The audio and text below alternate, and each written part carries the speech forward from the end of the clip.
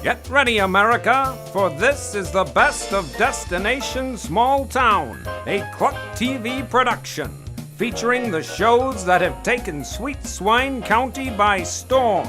The reality hit, The Real Housewives of Sweet Swine County, Sweet Swine's favorite music show, Backstage at the Commune, the tastefully done cooking segment, Cooking It Up with Betty, the always zany soap opera, As the Corn Grows, and of course, the wildly popular talk shows that share what's happening inside and outside Sweet Swine County.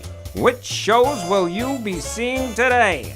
Stay tuned and find out right after the break. This program is made possible in part by Swine Tales Publication, the proud publisher of Sweet Swine County maps and plat books, now publishing authors from throughout Sweet Swine County.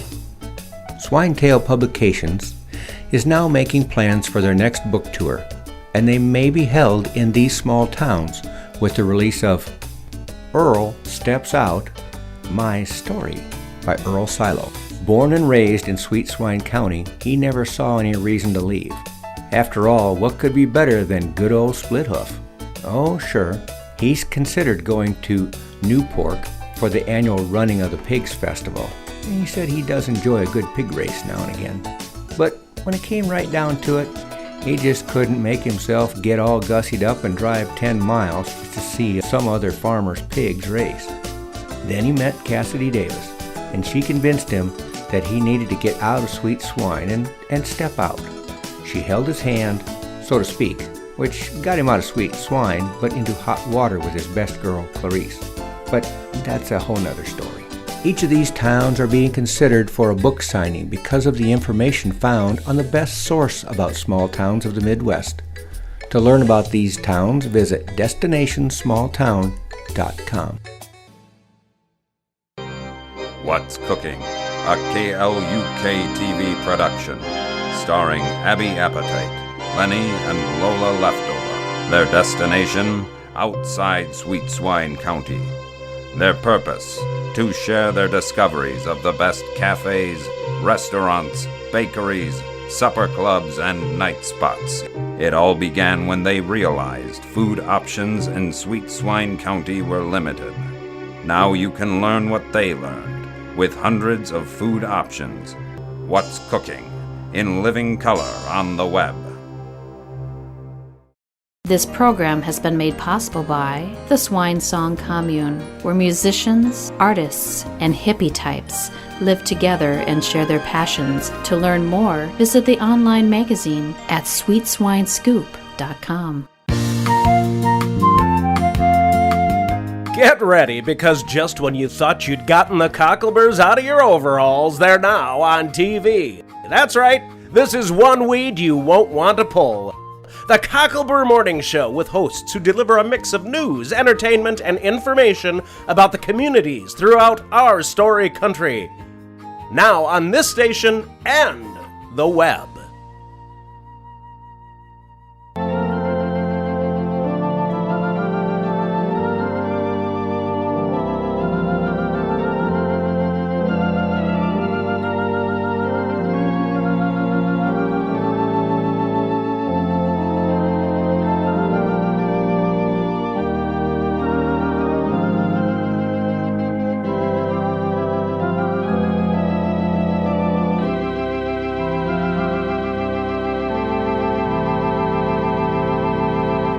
Welcome back to another exciting episode of As the Corn Grows. Last time we left Katie on the witness stand, Lawyer Ed fighting for his client's freedom, and Elmer accused of setting the fire that destroyed Aunt Urban Katie's home.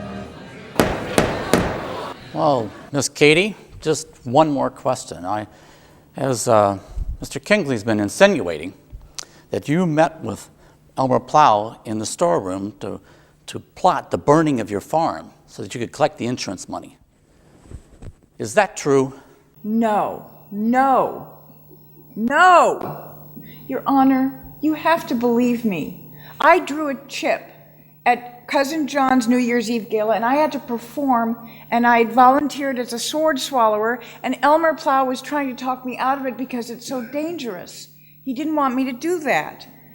He felt it was unsafe, and that's all it was.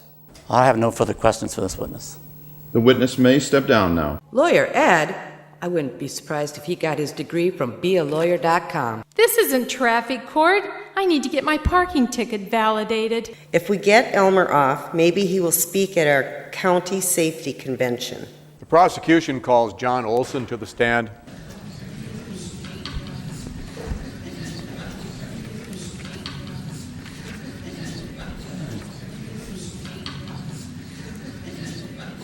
I wish I thought to bring some flowers for my greenhouse. Flowers always make bad days a little brighter. Why, Elmer, I've never been so appalled. How could you show up on your big day in that tacky orange jumpsuit? I wish you would worry more about what you wore than double knotting those stupid tennis shoes. Show some class, Elmer, please. You want to stand up and raise your right hand? You swear to tell the truth, the whole truth, and nothing but the truth? Yeah. My little Elmer, he was always such a safe little boy. He always double knotted his tennis shoes. Maybe if Elmer goes to jail, I'll be Mom's favorite. Now, John, was Elmer Plow at your New Year's Eve gala? Yeah, he was supposed to be my master of ceremonies. No, he wasn't. He was supposed to be my stage manager. Oh, and did he do a good job? Well, you know, he started out okay, and then he got kind of distracted by a pretty face, I guess. I can't believe this guy's my son. Sit up straight, John Robert. He won't have to worry about double knotting in his tennis shoes in the big house. I hope Cousin John doesn't forget about his 1 o'clock yoga class. He is destined to be one of the greatest yogis I have ever known. Pretty face. Yeah, first he's talking with Katie, then he's in the storeroom with Katie, then he's juggling for Katie. He's just like a little schoolboy. So you can't say with any certainty that Mr. Plow was at the gala for the whole evening? Well, I didn't have a leash on him or anything. Well, just say yes or no, John. No, I can't say with any certainty that he was there at the gala all evening. No further questions, Your Honor. Way to go, Johnny. Elmer's going away for a long, long time. And if we're lucky, Katie will lose the insurance money, and I'll get my step-aunt's farm after all. I was there all night, lighting matches, shoving Ronnie Silage on the stage, getting this and doing that for you, Cousin John. I was there all night. Well, Cousin John, what other duties did you ask Elmer Plow to perform for you that evening? Oh, you know, setting up some tables, carrying chairs around, a little of that. Poor Elmer. If he would have just stayed on the farm and forgot all about that farm safety yeehaw, he wouldn't be in this predicament. Farm safety, Urban Katie. Lawyer Ed, get a grip, Elmer! So this, little that. Didn't you ask him to light some candles for you? About 528 of them to be exact. Well, yeah, that was all part of getting the room set up. And didn't Mr. Plow, didn't he voice his opinion about the safety concerns with lighting that many candles? And yeah, he brought something up about some OSHA regulations or some battery-operated flameless candles or something. I don't know what he was getting after. Didn't he file a workman's comp claim for his right index finger? Yeah, he got his finger burned, but then somebody kissed it for him, made it all better. Thank you. I have no further questions for this witness, Your Honor. Maybe we could make a quilt of Elmer going to the big house. If Elmer is cleared, do you think we can count on his vote? I can't believe we aren't Elmer's lawyers. I mean, really. After all, we do have degrees from bealawyer.com. In all the courtrooms in all the land, he has to walk into mine. The prosecution calls State Fire Marshal Daphne O'Malley to the stand.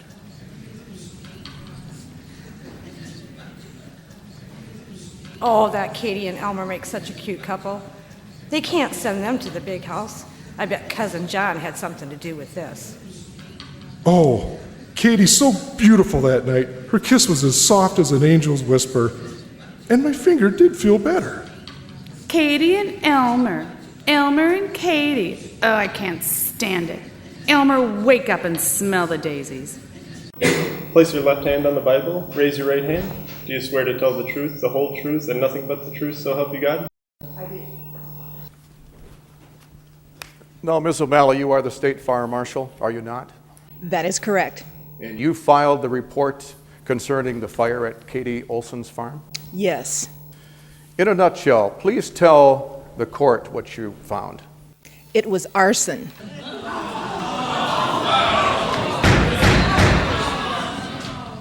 Order! Order, I say. I will have order. I will clear the courtroom. No further questions. Don't worry, Elmer. I'll make sure that you're cleared. After all, you taught me how to double knot my shoelaces. Elmer will be the first member of our family to go to jail. Elmer, Elmer, Elmer. It's always about Elmer. I think I'll go with a light spring palette in the new Katie kitchen. Greens, lavenders, a splash of morning glow yellow. Now, what about the appliances? Mrs. O'Malley, you say it was arson? What sort of evidence do you have that proves that? There was evidence of an oil-based accelerant at the base of the point of origin, which was the Christmas tree. I hope the judge sequesters the jury. That way I'll get the meal contract. I hope this trial goes on for weeks. Oh, this is bad. This is bad. I can't go to prison. The food is awful, and I really love food. I really miss my mother's apple pie and ice cream. Oh, I can't go to prison. Please let this be an accident. I need Miss Katie's remodel contract. Did you question Mrs. Olson about the nature of the ornaments and the lights on that tree? No. Miss O'Malley, if I were to tell you that Mrs. Swanson trimmed Mrs. Katie's tree with Aunt Ella's famous mini lava lights, and that each of the mini lava lights was individually filled with oil, would that change your findings in this case? Well, yes, but who uses mini lava lights to trim their Christmas tree? Do you think Prosecutor Kent Kingsley has plans to go to the chicken soup supper on Saturday night? Lawyer Ed, he'd be fashioned from head to toe. My poor big brother. He promised to teach me to double knot my tennis shoes. Elmer goes to jail. Maybe he will recommend me to cook for the inmates. Don't worry, Elmer. My sweet, sweet Eddie will get you off. One more question, Mrs. O'Malley. Was there any unusual damages found on the cords of that tree light? Yes, there were definite puncture marks on the charred cord, and nearby there was an open can of Kitty Banquet Shrimp Supreme dinner. Also, there were bits of the Kitty Banquet that were seared onto the cord, leading us to believe that Moki the cat was deliberately enticed to chew on that cord. Was that Shrimp Supreme? Shrimp Supreme, yes, sir. I remember now. Katie told me to feed Moki before we left for Cousin John's gala. I tripped on the kitty toy and spilled the Kitty Banquet shrimp all over the Christmas tree. I must have missed a few spots. I have to say something, but what if they send me to jail? Oh, stop it. I have to save Elmer. Thank you, Mrs. Malley. You've been most helpful. The prosecution rests its case, Your Honor. Being that the hour is late, we'll recess for the day. May I remind the jury that there is to be no discussion of what you heard today's proceedings to be with anyone outside this courtroom. We stand. I did it. I spilled the Kitty Shrimp Banquet. It was on the floor. It was on the tree. It was everywhere. But it was an accident. I swear.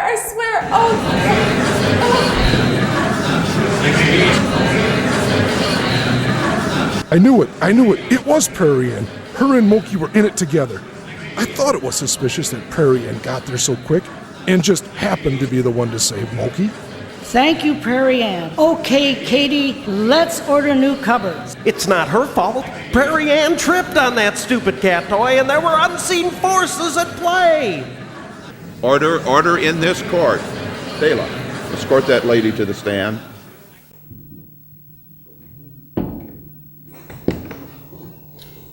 Put your left hand on the Bible, raise your right hand.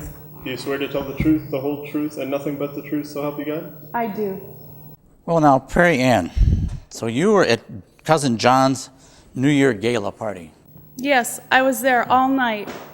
You were in the back room with Cousin John, in the powder room with Katie, and Lord knows where you were during Princess Fatima's act. And was Elmer at the gala party all night? Yes, he was. Scout's honor. And didn't you disappear during that night, during the Princess Fatima act, according to Mrs. Swanson's testimony? No, she was wrong. I was there all night. Perry Ann, you're under oath. And Mrs. Swanson stated in her early statement that you disappeared during the Princess Fatima act. Well, she was wrong. I'm Princess Fatima. Princess Fatima! I guess I shouldn't be so surprised. She was a dancing safety hazard that night. Okay, now get to the part about this being an accident, and I can be home by supper. Well, you are.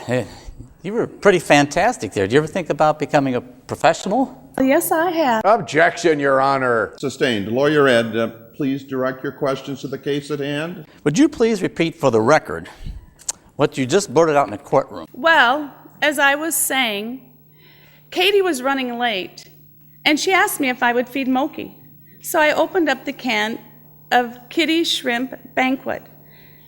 And just as I was opening it, I tripped on Moki's toy. And it was like this force had taken over my arm, and the Kitty Shrimp Banquet just went everywhere. Did any of that Kitty Banquet Shrimp dinner get on the tree? Yes, it was on the tree, and it was on the rug, and it was on the antique clock, and I thought I had it cleaned up. Katie, I'm so sorry. Your Honor, in light of this new evidence, I ask that all the charges be dropped against my client.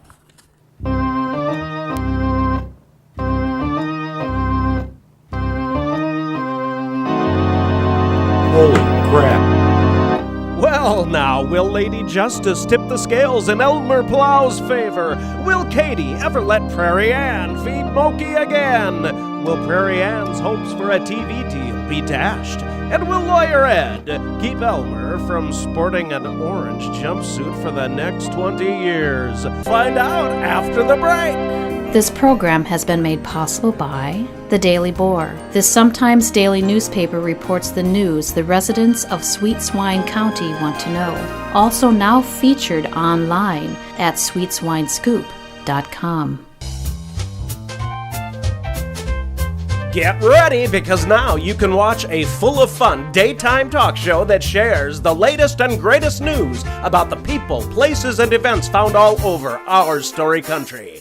The Women of Sweet Swine County, hosted by 3 sassy ladies that tell small town stories with big town attitude.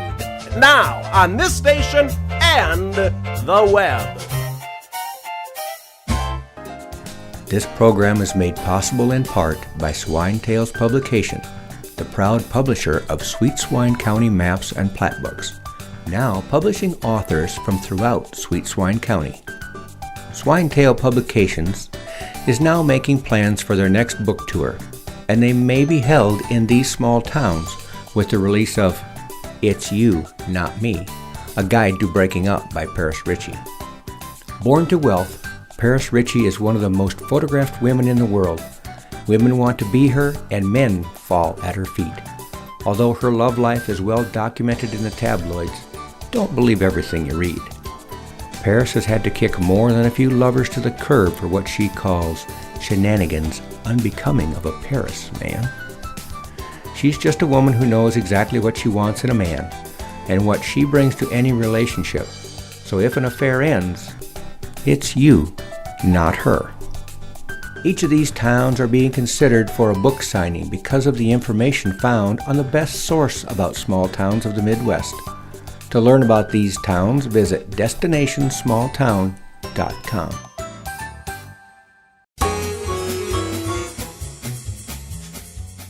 Get ready, because now you can see a late-night talk show filmed in front of a discerning yet agreeable studio audience. Split Hoof tonight. Cousin John and his incomparable sidekick, Earl Silo, interview a roster of guests who make appearances that you won't want to miss. Now on this station and the web.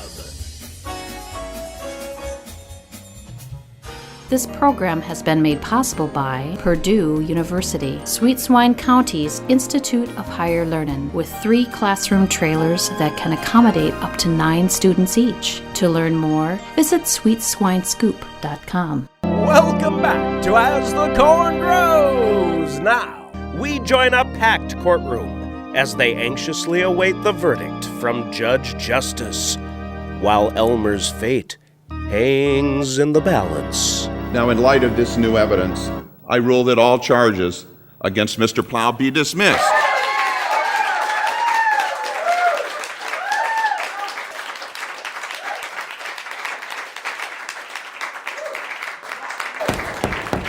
The court wants to thank the jury for their service, and court stands adjourned. The next morning at Mrs. Swanson's house. You know what, Katie? What? That Clem Johnson is a dreamboat. I could do a lot worse than setting sail on his ship. Sweet. Why, Mrs. Swanson? Oh, I wonder who that is. Come in. Oh, Morning, Elmer. Good morning, Elmer. So tell me, how do you like the sweet taste of freedom? It's as big and tasty as a piece of Mrs. Swanson's world-famous cherry pie. Well, Elmer, you should have a slice of heaven after going through the week that you just did. Well, let me tell you, it was awful. The floors were wet. I almost fell a couple times. The cots were rickety. I couldn't sleep. And the food was awful. I bet I lost 10 pounds in 1 week. And I kept telling the sheriff, something's wrong here, something's wrong here. And no one would listen to me. I don't know, I just think that jail is one big accident waiting to happen. Well, Elmer, I think it's horrible that you had to endure the humiliation of it all. Well, I had faith in Lawyer Ed. Somehow that worked out. But what I really appreciate is all your help during the week of that trial, especially yours, Katie. Mrs. Swanson, how about we turn on the TV and watch the Cocklebur Morning Show? I hear they have 2 new hosts today, Bobby Ray and Sally Sue. What happened to Tommy Ray and Sarah Sue? Well, Tommy and Sarah were doing their morning show. There was an agent from Finland TV. He saw them, liked it, signed them up, and they are gone. And the new hosts were picked up based on their work on the reality TV show, So You Want to Be a Chicken Farmer. Do you know who the guest is going to be today? Well, I hear their guest is Natasha Cherchenkov. She is a famous Russian author that writes extensively on trinomial probability distributions, physics, and how it relates to farming. I've read many of her articles, and let me tell you, she is swell. Well, I think it's on now. Let's turn it on and watch. Okay. KLUK presents the Cocklebur Morning Show, where we weed out the big stories from throughout Sweet Swine County with our brand new hosts, Bobby Ray and Sally Sue. Thank you, and welcome to the Cocklebur Morning Show, where we are broadcast live from Sweet Swine County. I'm telling you, Sally Sue, I am thrilled to be the new host, and I know you are as well. Oh, yes, Bobby Ray. So very excited. And we would like to wish Tommy Ray and Sarah Sue much luck in their new show in Finland. Yeah. You may not know this, but Sarah Sue is my little sister, and Tommy Ray is Bobby Ray's little brother. We both auditioned for this show 5 years ago. Was it 5 years ago? 5 years ago, and they got it. Yeah, I know they did. Yeah, and now they're being picked up for an international show. Yeah. In Finland. In Finland, yeah. I hope they don't fall in the fjord. I know, but you know what? We're happy for them. Oh, yes, we're just happy. We're just ecstatic. Happy. Yes, okay, yes. enough about that. Okay, good. Let's move on. What did you do this weekend, honey? Sally Sue, I had a great weekend. You just would not believe it. I went out to Aunt Ella's farm for the 3D farm tour. No way. I swear. That was started by the big businessman, Cousin John, the one that's really successful in the county. Yeah. Anyway, we got these 3D glasses, and we got on board the bus, and then we took this slow bus ride for 3 miles out to Aunt Ella's farm. 3 miles. Okay. Took about 4.5 hours. And then when we got there, we got off the bus, we had a picture taken with our 3D glasses on. It was incredible. It was really something.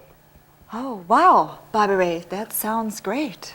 It was pretty much the highlight of my weekend. Really? Yeah. Lucky you. I know. Wow. Okay. Yeah. Our guest today comes all the way from Russia. Whoa.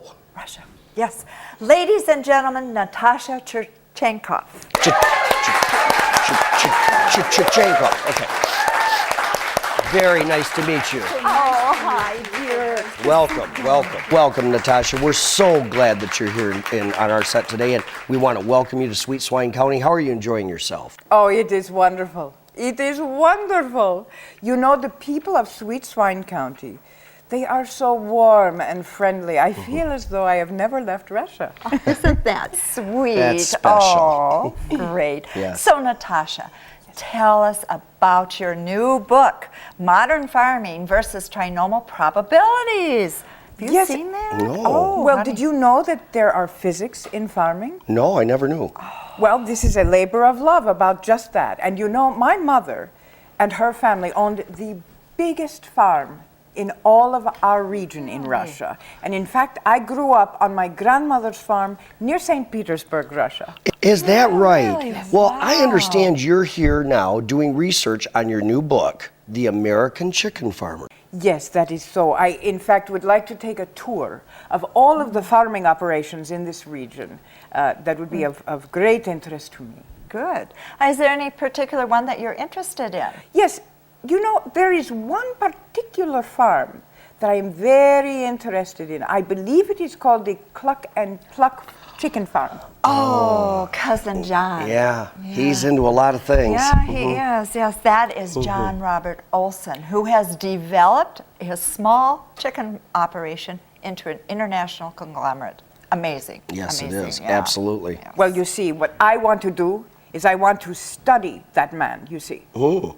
And of course, his methods and all of that. Of course. Yes. Well, Natasha, we want to thank you for being our guest today. Thank And we want to wish you the very best with your new book. And we hope you'll come back and visit us again sometime in Sweet Swine County. Thank you. I would love to. Thank you. Well, we have to say goodbye for now. We would like to thank Prairie Aunt for her fabulous report. Absolutely. And our special guest, Natasha Churchenkov. Chenkov. We'll work. Okay. Join us next time when one of the features will be Betty Thompson, author of Cooking It Up with Betty. Really? Yes. Outstanding. And she is going to reveal a secret recipe given to her by Sweet Swine County's own Aunt Ella. Aunt Ella gave up a recipe? Yes, I understand that. Yes. Wow. It should be very interesting. It should be very interesting. Yes. So, bye-bye for now, everybody. Bye-bye, everybody. Have a great day. It's the Battle of the Cooks. Will Mrs. Swanson let cooking rival Betty Thompson reveal Aunt Ella's cooking secrets? Will Elmer get Natasha Churchenkov to autograph his copy of Modern Farming and Trinomial Probabilities? And will Katie and Moki ever move out of Mrs. Swanson's house? Join us next time on As the Corn Grows!